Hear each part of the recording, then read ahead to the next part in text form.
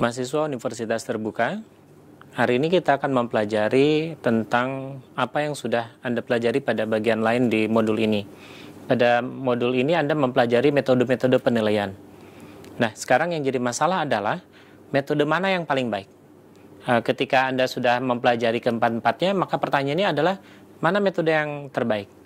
Kita lihat bahwa di antara keempat ini kita bisa bagi dua secara umum. Yang pertama, ada yang mengabaikan nilai waktu. Sedangkan yang kedua, memperhitungkan nilai waktu. Seperti yang sudah kita pelajari pada modul-modul sebelumnya, investasi dengan mengabaikan nilai waktu itu sangat berbahaya.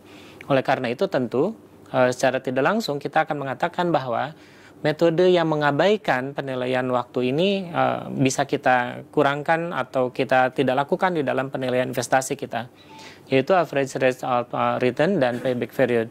Maka kemudian sekarang pertanyaannya adalah apakah internal rate of return dan profitability index adalah pilihan terbaik? Untuk menguji ini kita akan lihat apa kelemahan masing-masing. Jika kita lihat kelemahan IRR adalah yang pertama, itu IRR tidak memungkinkan adanya kemungkinan IRR yang mungkin berbeda setiap tahun. Padahal secara teori itu mungkin saja terjadi. Nah, yang kedua yang jadi masalah adalah IRR itu mungkin ganda. Kalau misalkan kita lihat secara grafik, kita bisa lihat kemungkinan itu bisa terjadi. Jika kita buat grafiknya, ini kita IRR, dan kita ini NPV, ini kemungkinan terjadi ada yang seperti ini. Artinya, akan ada dua titik potong pada IRR. Yang jadi masalah adalah, yang mana yang akan kita gunakan? Nah, pertimbangan ini akan membuat Anda, terutama mahasiswa, menjadi kebingungan ketika harus memilih IRR yang mana yang digunakan. Karena nanti tentu hasilnya akan memberikan hasil yang berbeda. Yang kedua, permasalahan juga timbul ketika kita memperhatikan kalau ada mutual eksklusif. Artinya ada kemungkinan ini salah satu meniadakan yang lain. Jika kita lihat IRR-nya lebih baik, tetapi ternyata bertolak belakang dengan NPV. Padahal yang jadi masalah harusnya mereka saling menguatkan.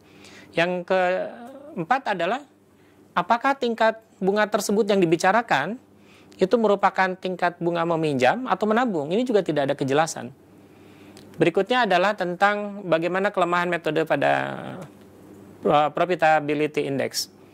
Kita lihat bahwa dia memiliki kelemahan yang kurang lebih sama dengan IRR. Kalau misalkan dia dipakai menggunakan menganalisis usulan investasi yang sama, hasilnya relatif akan sama dengan NPV. Tetapi yang jadi masalah ketika kalau digunakan untuk memilih proyek yang sama-sama mutuality eksklusif seperti tadi, itu mungkin sekali terjadi kontradiktif antara VI dengan NPV. Jadi yang jadi masalah adalah lalu kita harus menggunakan yang mana? Dari kedua kelemahan ini, maka kemudian kita mengambil kesimpulan. Kalau begitu, kita lihat ada NPV itu memiliki kelebihan yang lebih kentara, terutama pada tujuannya. Bahwa tujuan yang ingin dicari oleh para manajer keuangan adalah seberapa kemakmuran real yang akan didapat oleh perusahaan. Maka saya menyarankan Anda menggunakan NPV sebagai alat analisa. Terima kasih, semoga Anda memahami apa yang saya sampaikan.